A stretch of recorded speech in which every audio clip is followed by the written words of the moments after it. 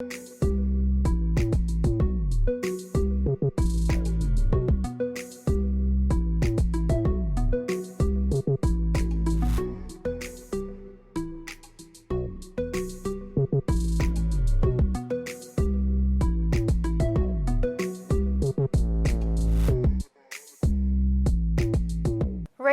is not a good strategy to secure votes.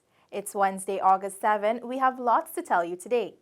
The slaying out of Haitians legally entering the country has been used as a political ploy by opposition elements.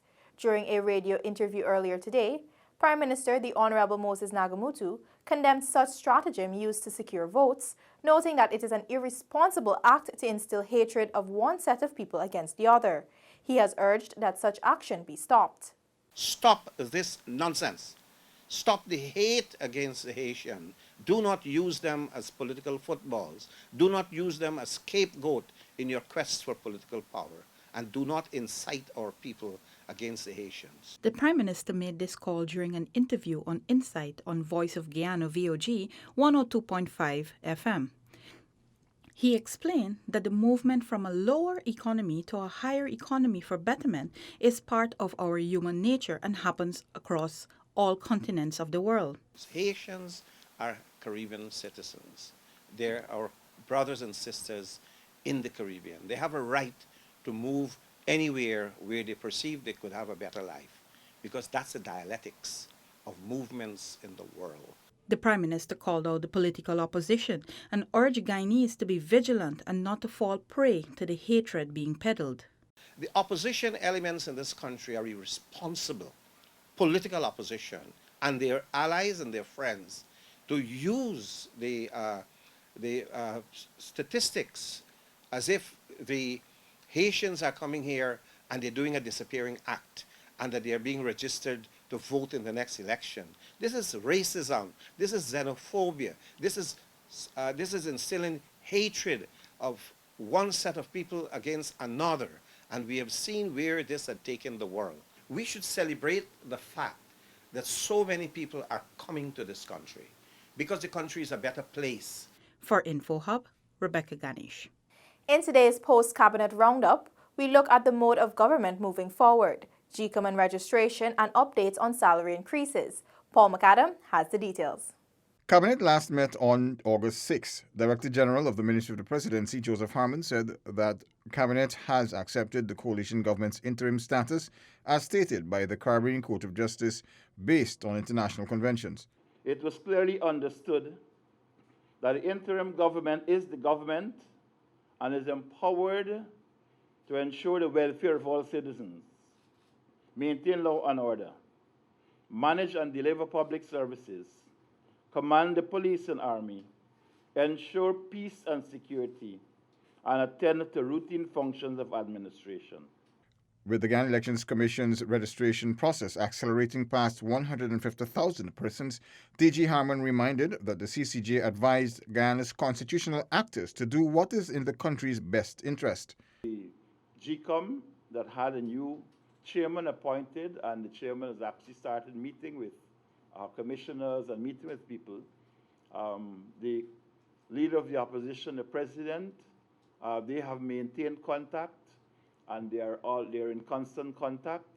And so I believe that the constitutional actors that have been dealt with in the CCJ ruling, that those constitutional actors are taking actions with respect to ensuring that we can have an election within the shortest possible time. It was explained that the administration remains continuously engaged with the Ghana Public Service Union on the issue of wages and salaries. The government is very, very concerned that our public servants enjoy a quality of life that is consistent with us being a nation that is on the rise. Harmon also reported that the Minister of State, Don Hastings Williams, updated Cabinet on the April 2018 Suriname Piracy Attack Commission of Inquiry headed by Dr. Rishi Thakur. The government of Guyana remains steadfastly committed to ensuring answers are provided to the nation on this national tragedy, and we fully intend to follow the facts and provide remedies where necessary in accordance with the law.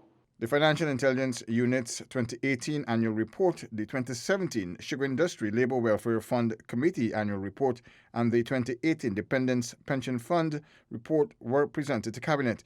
These will be laid before the Parliament. Paul McAdam for InfoHub. No awards of oil blocks will be made before the next general and regional elections.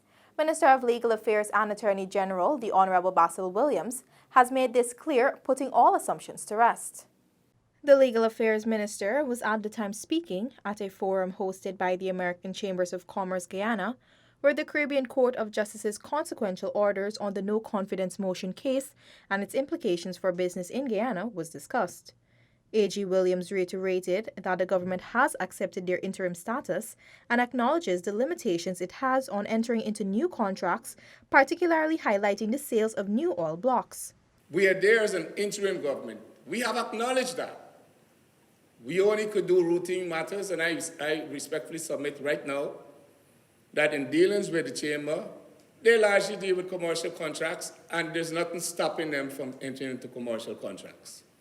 It's the big Amila Falls-like contracts you have to avoid. Giving out blocks, oil blocks, you have to avoid. Members of the business community were told that following the CCJ ruling, the government is on a different footing from that which existed prior to the vote of no confidence. Minister Williams further remarked that while there are limitations, members of the private sector can enter into commercial transactions with the government. Residents of Leguan are now traversing a rehabilitated road from Endeavour to Amsterdam. The Ministry of Public Infrastructure came in for high commendation from residents on the island for the work done and also for the upgrade of a mud dam. Currently, we're standing on a newly improved road in Amsterdam. We caught up with a resident that brought up the issue of the roads at a recent government outreach to get her feedback. They listen. At least I spoke and someone listened. And we have a strip now on a proper road, and I'm very happy, and I would like to thank the government. With respect to the rehabilitated mud dam, Yogita is relieved that her children now have a suitable terrain to traverse on their way to school. When they're coming out, no more mud. Some other residents living between Endeavour and Amsterdam also gave their opinions. Since I know myself, a little girl going up this part of the road from Endeavour to Amsterdam, never done. But they only grade it. But I'm so happy now for the resident of Endeavour and Leguan to get a perfect road, and I think that is a good job. Since I'm a little girl grow, I never see this road like this. This is the very first time, and I'm glad for this road. I'm glad for this road. Since all them previous government, nobody never do this road, but this government that take charge now, give us a road, and I'm glad.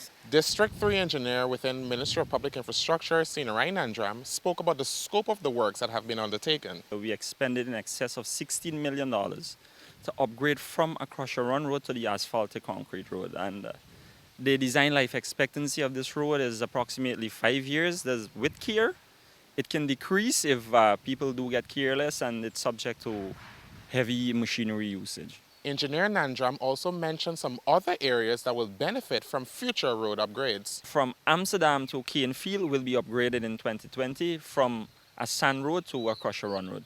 Reported from the agricultural island of Leguan with videographer Leon Leong, Shaquille Bourne for InfoHub. Before we take a break, let's tell you that Monday, August 11 is the observance of Idul Adha. Still to come, 32 Peace Corps volunteers sworn in and women farmers in Linden acknowledged. Details of these after the break. Are you ready to embark on a truly epic adventure to an undiscovered corner of South America, where some of the most spectacular natural attractions are unveiled within a beautifully diverse landscape? From the wetlands and savannas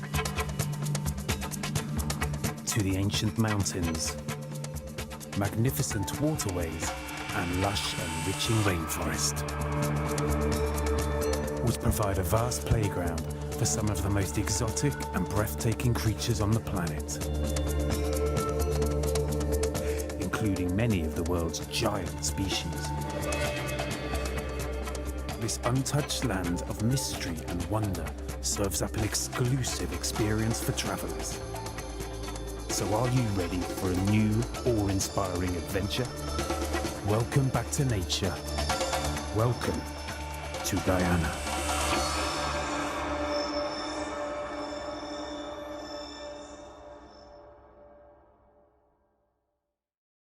Welcome back.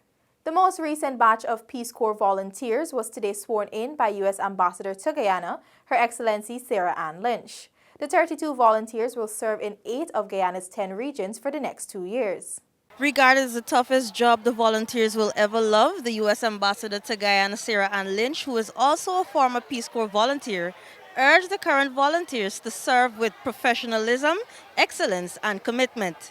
The U.S. Ambassador outlined that being in the Peace Corps provides the opportunity for persons to acquire or improve a technical skill. The Peace Corps has really devoted itself to developing state-of-the-art training so that we bring our best in the countries in which we're serving. And they truly know how to set the volunteers up for success. And I'm sure that this group here this morning will not disappoint, and they will be highly successful in achieving the 3 goals of the Peace Corps, which are, number 1, to provide necessary assistance to the interested nation. Number 2, to promote a better understanding of Americans to other people. And number 3, to promote a better understanding of other peoples to Americans. Ministers of government who attended the official swearing-in ceremony welcomed the volunteers who will serve in the sectors of health and education. Also, 10 of them will be focusing on the environment.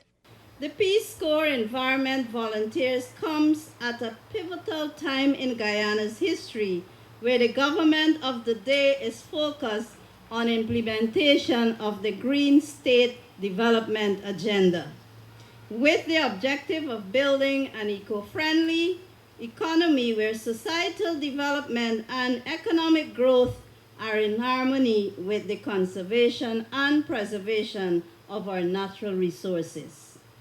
While contributing to a vision of world peace and friendship, Peace Corps volunteers also play an integral role in the country's development in sectors of the environment, health, and education.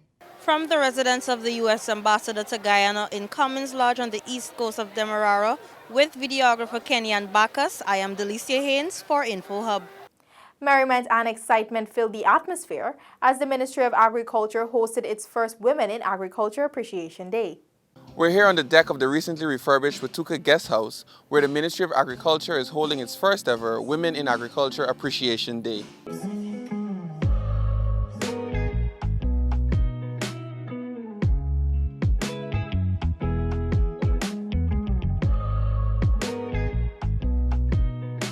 Farmers and other agripreneurs work long hours to support their families and generally tasked with equal and at times more workloads on a daily basis. For this reason, today we recognize the hard work and efforts made by our females in agriculture, and join with you to celebrate Women in Agriculture Day off.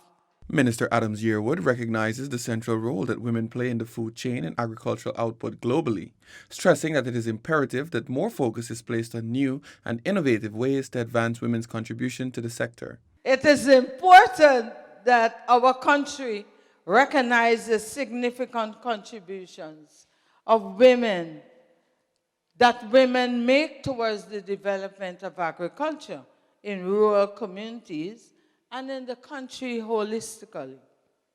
It is for this reason also that developmental bodies who have the capabilities to improve the lives of you women focus openly on the empowerment and provision of substantial support to enhance your businesses and improve agriculture in these communities.